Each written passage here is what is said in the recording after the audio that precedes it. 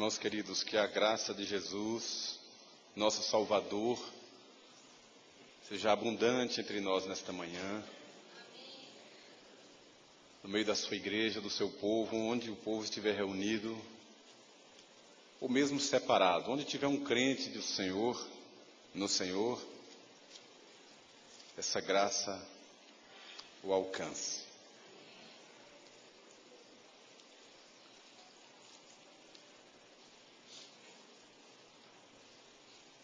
Irmãos, a Igreja de Cristo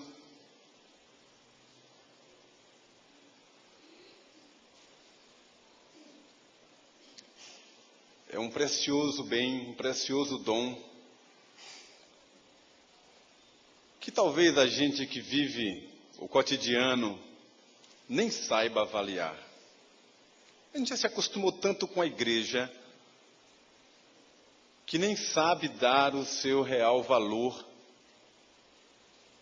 senão quando a gente fica privado de participar dela, por alguma razão, é que a gente vai dar o devido valor. Eu recebi um e-mail de um irmão missionário, naquela crise de saudade, numa terra onde ele não tem onde se congregar ainda, ele falando das lágrimas que derrama domingo de manhã, se lembrando da igreja reunida, dos irmãos, escola bíblica, os estudos, os louvores, o bate-papo depois na porta da igreja, esse contato, essa amizade, esse interesse, essa grande família, as coisas boas, as chateações também, tudo que diz respeito à nossa vida como comunidade, como igreja, como família. E ele diz no e-mail que sempre ouviu, sabia que seria difícil, longe da igreja, longe de casa, mas só na prática mesmo que a pessoa descobre quão precioso é. Criar os filhos na igreja, ensiná-los a amar e a temer a Deus, ter referência espiritual sobre a nossa vida, saber que tem pessoas que estão orando por nós. E recentemente, poucos meses atrás, nós ouvimos aqui deste altar, alguns irmãos nossos dando testemunho, dizendo assim, que nos momentos mais agudos de crise, de dificuldade, de medos, em função de enfermidades e algumas angústias, o que deu força foi saber que tem um povo orando por eles. E a força na hora mais difícil, receber um telefonema de um irmão para lhe ler um salmo. Ou apenas para saber como ele está. E eu particularmente, mesmo sendo um pastor, e acho que as pessoas acreditam, ou pensam, ou imaginam, sei lá, que um pastor não é um crente. O pastor é um pastor. Mas um pastor é um crente igual a você, com necessidades espirituais. E precisa se alimentar do mesmo jeito. E seguir os mesmos passos. Se alegra e se entristece com as mesmas coisas que você se entristece e se alegra. E eu receber uma visita de alguém é enriquecedor. E eu receber um telefonema de alguém perguntando como eu estou. Ou para fazer uma oração por mim. Eu já disse aqui uma vez que certo dia eu fiquei assim, até meio sem saber o que fazer ou o que dizer. Foi uma surpresa quando eu recebi uma comitiva de irmãs que adentraram a minha sala, meu gabinete. E eu, como sempre, pois não, podem sentar, fiquem à vontade. E quase que já fui dizendo, vamos lá, podem dizer quais são os problemas, podem trazer os pepinos. Mas não disse assim, eu apenas perguntei, e aí o que é que manda, o que é que a gente pode fazer, tal. E elas disseram, nós viemos aqui orar por você. Eu fiquei, pois não, estou aqui para receber a oração, uma coisa meio até desconcertante, quando na verdade quase 100% que procura um pastor, procurando ajuda, buscando uma ajuda, querendo alguma coisa. E como foi lindo, maravilhoso, abençoador, eu receber uma oração de alguém que viu as minhas necessidades, quem sabe um momento de angústia, e identificou, discerniu que eu sou um crente, e gente igual a vocês. O texto que vai servir para a reflexão desta manhã está em Isaías capítulo 61, que foi o texto que foi lido com a congregação. Eu vou apenas ler, ou reler,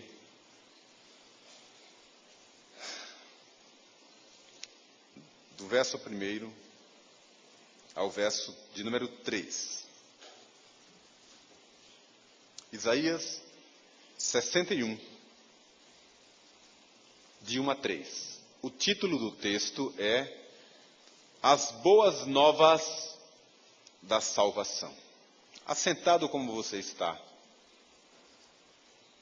acompanhe com toda atenção, não perca essa chance, essa oportunidade de ser ministrado pela riqueza, pela pureza, pela beleza da palavra de Deus. O Espírito do Senhor Deus está sobre mim, porque o Senhor me ungiu para pregar boas novas aos quebrantados. Enviou-me a curar os quebrantados de coração, a proclamar libertação aos cativos e a pôr em liberdade os algemados, a apregoar o ano aceitável do Senhor e o dia da vingança do nosso Deus, a consolar todos os que choram e a pôr sobre os que em Sião estão de luto, uma coroa em vez de cinzas, óleo de alegria em vez de pranto, veste de louvor em vez de espírito angustiado, a fim de que se chamem carvalhos de justiça, plantados pelo Senhor, para a sua glória. Amém.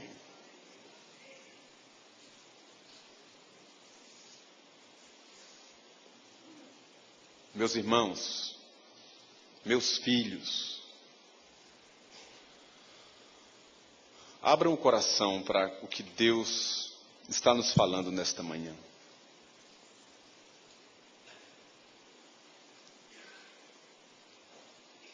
Por favor, não feche o seu filtro. Receba essa palavra como uma palavra de Deus, porque assim o é.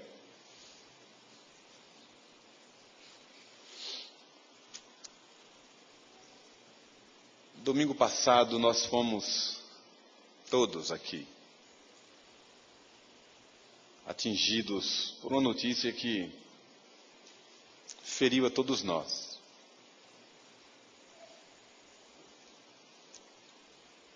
Que foi a notícia do falecimento de um irmão, de um amigo tão querido. E o dia que se seguiu, a segunda-feira, o sepultamento, também foi um momento de muita dor, como sempre é, mas com elementos adicionais, perplexidades, interrogações, uma dor tão grande. O irmão que estava aqui entre nós, servindo a Cristo, ele tinha um ministério específico entre nós. Aos domingos ele distribuía o jornal Brasil Presbiteriano. Eu via o movimento dele ali, igual o Eunício Marinho faz com a Ultimato. Coisas que marcam que ficam, mas que chocou a todos nós, que marcou a todos nós. Por favor, abra o seu coração para o que eu quero falar nesta manhã. Ficaram muitas interrogações, é natural. E talvez uma grande interrogação. O que é que nós estamos fazendo ou fazemos uns pelos outros?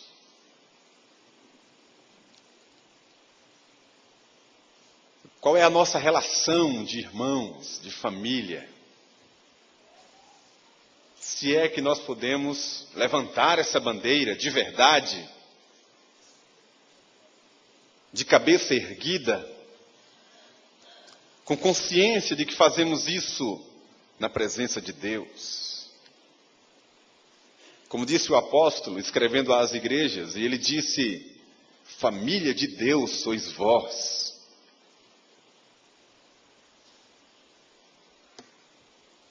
Tratou a igreja e chamou aos seus irmãos de meus irmãos. Somos uma grande família, uma família de irmãos. E eu lembro que falei no acampamento, os que não estavam lá podem ouvir de novo. Aliás, podem ouvir e os que estavam lá vão ouvir de novo. Nós falamos assim: meu irmão Aldeir, minha irmã fulana, somos irmãos. Isso porque naturalmente nós reconhecemos que estamos debaixo de uma mesma paternidade. Somos filhos do mesmo pai. Mas uma coisa eu queria destacar para a gente pensar. Todos os homens, em todas as culturas, independentemente do credo que ele professe, todos nós somos criaturas da mesma mão. Nesse sentido, todos temos a imagem e semelhança do Criador, que nem o pecado destruiu. Nesse sentido, somos todos irmãos também.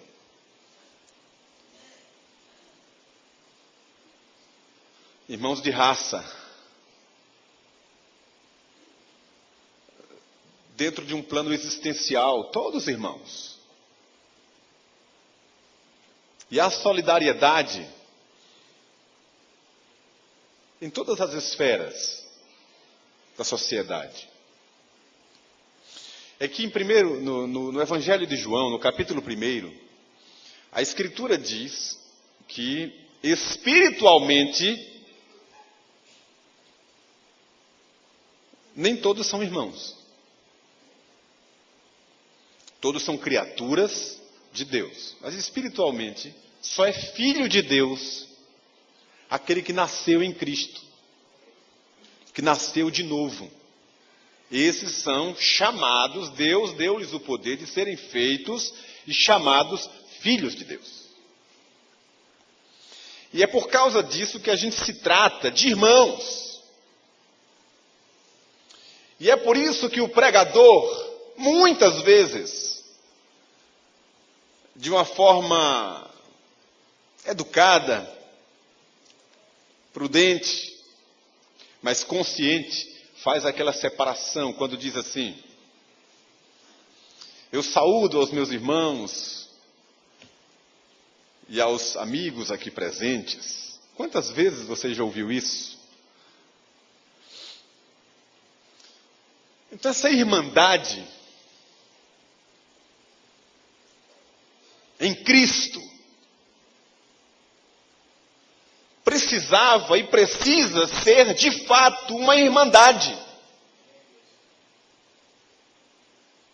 E no acampamento eu usei uma ilustração, que é a seguinte: eu disse ali que eu tenho mais 2 irmãos. 2 irmãos. São mais novos que eu sou o mais velho. Eles são meus irmãos.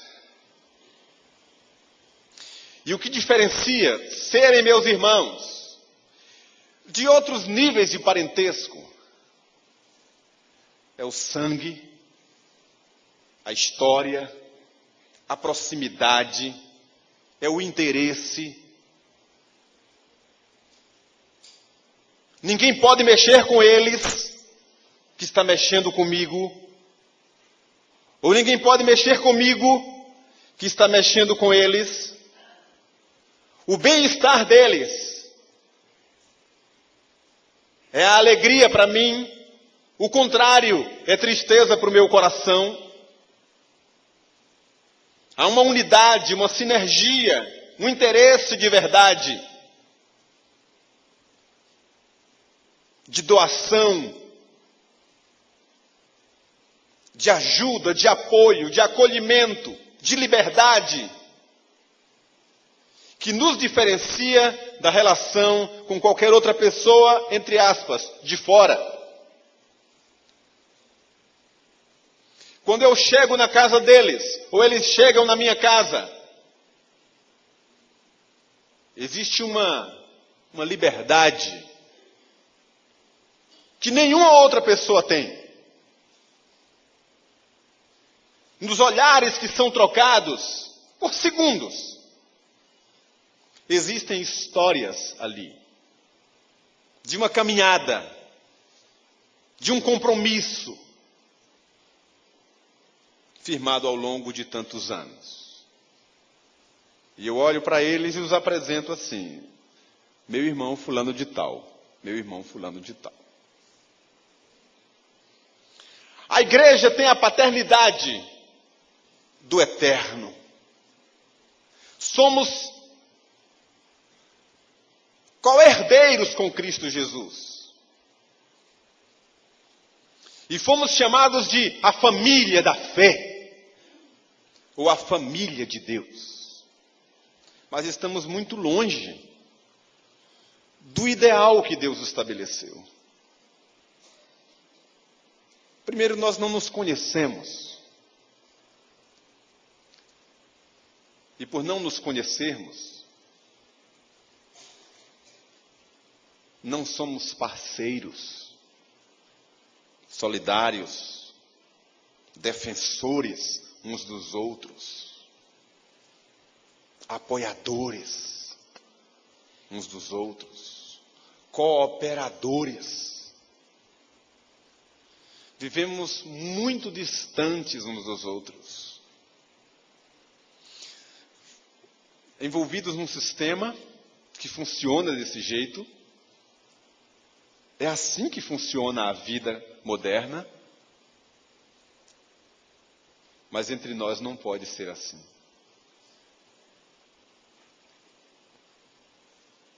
E eu disse 2 domingos atrás que um dos lamentos do coração de um profeta é ver alguém doente que não quer o remédio. Ver alguém enfermo e não quer ajuda. Sabe de onde vem esse lamento? O choro de Jesus sobre Jerusalém, dizendo: olha, eu quis ajuntar vocês como uma galinha ajunta os seus pintinhos debaixo das asas, e vocês não quiseram. E hoje quantas pessoas sofrendo debaixo de opressão e não querem ajuda. Talvez por frustrações do passado, questões do presente, uma desilusão com alguém, contou um segredo, buscou ajuda, não encontrou aquela ajuda, foi se desiludindo com as pessoas e procura se resolver ou sozinho, ou procura ajuda fora da igreja, entregando pérolas, às vezes, aos porcos. quando na igreja de Cristo existem os santos. Eu disse, como uma forma de lamento, que muita gente procura ajuda, primeiramente, aos de fora, e recorre a todo tipo de ajuda.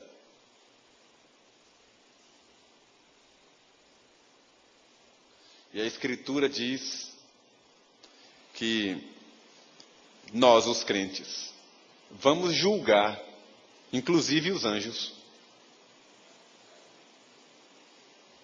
Nós vamos julgar os anjos. Será que não temos capacidade espiritual para ouvir alguém, orar com esse alguém e derramar a paz sobre a vida dele? A Bíblia diz que nós temos a mente de Cristo Jesus. Será que não temos a capacidade, a iluminação do alto para orientar alguém, falar a alguém, direcionar alguém, abençoar a vida de alguém? Por que é que vocês acham que o apóstolo Paulo disse que Deus nos deu, nos confiou o ministério da reconciliação? Ele nos confiou o ministério da reconciliação. Está com vocês, está na mão de vocês fazer isso. E é aí que eu me volto para o texto que li, que é uma palavra profética, falando sobre Jesus.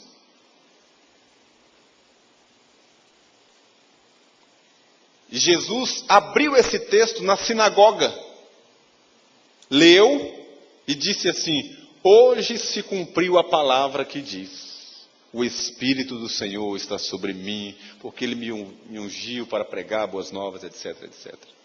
Se cumpriu na vida dele. E depois, Jesus pegou essa autoridade, essa unção que estava sobre ele, e disse assim: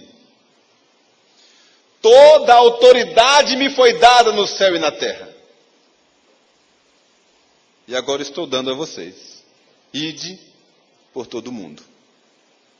Fazei discípulo de todas as nações, batizando-os em nome do Pai, do Filho e do Espírito Santo.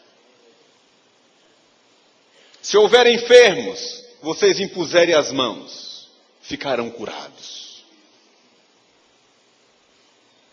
Libertem os oprimidos.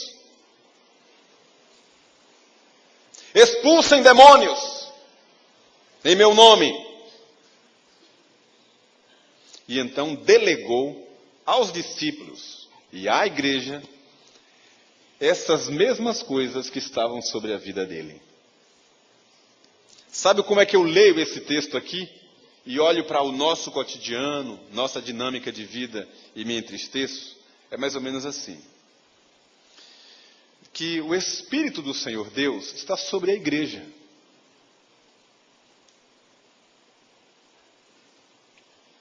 Porque o Senhor ungiu a igreja para pregar boas novas aos quebrantados. E o Espírito do Senhor enviou a igreja para curar os quebrantados de coração. Enviou a igreja a proclamar libertação aos cativos. E para libertar os algemados.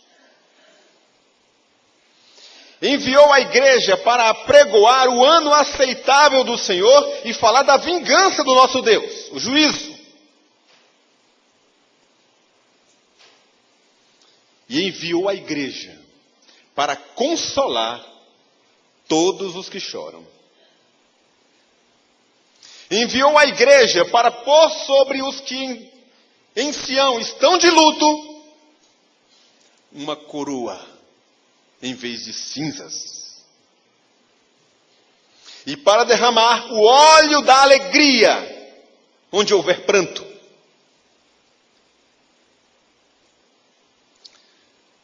vestir de louvor onde houver um espírito angustiado, a fim de que sejam chamados, conhecidos como carvalhos de justiça plantados pelo Senhor. Eu vejo nesse texto a ação da igreja, dos crentes, da liderança da igreja, de cada servo de Deus, sendo instrumento de Deus para curar, para consolar, para confortar, para alegrar, para quebrar cadeias, grilhões, tirar o pano de cinza, o pano de saco e cinza da vida da pessoa e colocar óleo de alegria. Alguém está desanimado e você se assenta do lado e é usado por Deus para encorajar aquela pessoa. Alguém está cativo, oprimido por ação maligna e através da sua vida, da sua palavra, da sua oração e da sua ministração, libertar aquela pessoa para a glória de Jesus. Aquele que está confuso, sem saber o caminho, aponte o caminho do Senhor. Alguém está profundamente triste. Você pode ser um instrumento para resgatar a alma daquela pessoa. Com uma palavra, com uma visita, com um presente. Às vezes somente com a presença.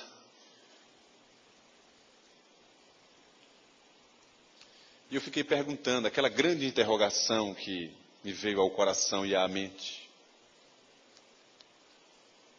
A pessoa que está do meu lado, como é que ela está? Não sei. Ela também não está disposta a me dizer, porque o mundo é assim. Funciona assim na família. Família menor.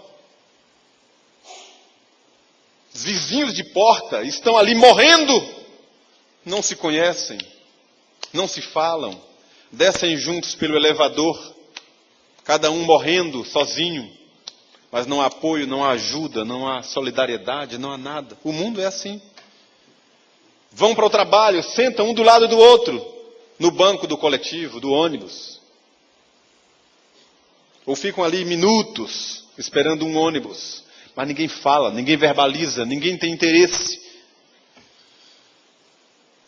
No trabalho, ficam o dia inteiro ali, colegas de trabalho, com vontade de falar alguma coisa, sufocados, querendo gritar, falar alguma coisa, mas não podem, porque ninguém vai ouvir. Voltam para casa e a vida segue assim. Vimos a igreja. E também não nos conhecemos, não sabemos onde estamos, quem somos, o que fazemos, como estamos.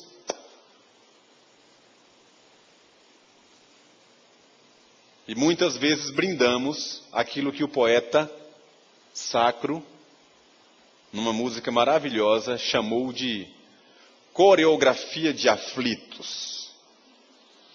Que é aquele momento, às vezes, de brindar, um momento fraternal, apertos de mão, um abraço. Como vai? Tudo bem? E só isso.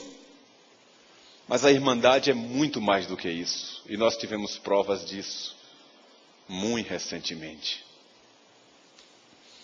Falei a vocês domingo passado que nós iniciamos, para a glória do Senhor, um trabalho com o conselho, com a liderança da igreja, de visitar o rebanho.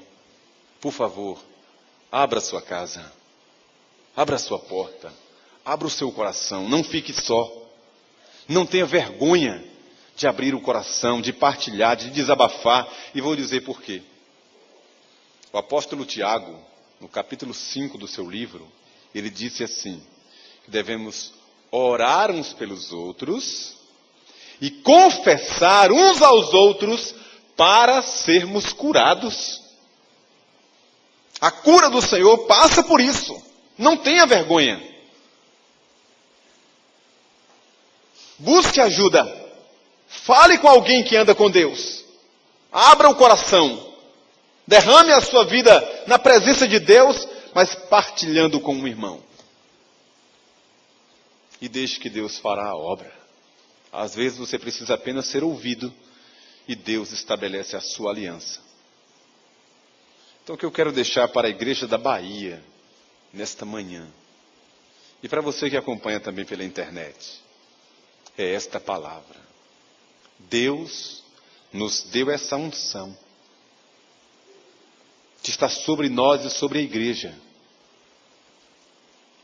para pregar aos quebrantados, curar os quebrantados de coração, proclamar libertação aos cativos, libertar os algemados, falar do ano aceitável do Senhor e da vingança do Senhor, consolar a todos os que choram, tirar o luto e colocar uma coroa, tirar as cinzas, colocar óleo de alegria no lugar do pranto, vestes de louvor em vez de espírito angustiado. Deus confiou à igreja, a você e a mim. E que essa palavra simples, mas bíblica, pura, sincera,